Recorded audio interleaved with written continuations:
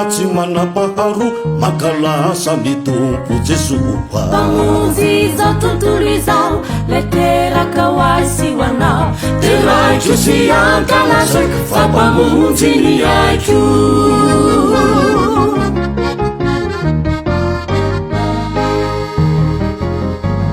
Indro lazako io anao fifalina anatiky io ao. Fifalina tsy manam-paharoa mankalasa ny tompo Jesoa. Pamonjy zao tontolo izao le teraka ho azy ho anao, de raiko sy ankalazako fa mpamonjy ny aiko.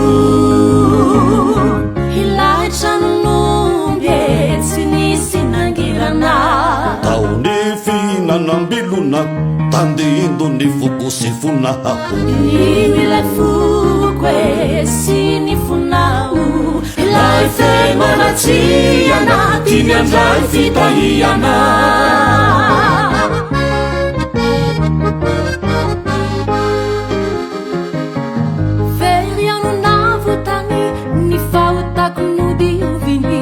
So Jesoka ny dinatety itaty sy amonjy sainaniha. Tonga ny papiavana ka voay varavarana, ho voay ny foko sy fona mba hidirany sao.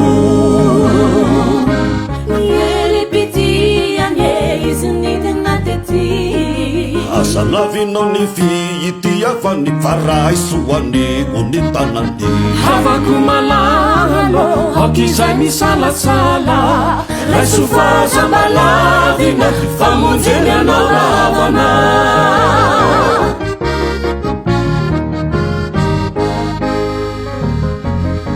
Manao izy atao misalasala miantso mpamonjeny sao diata.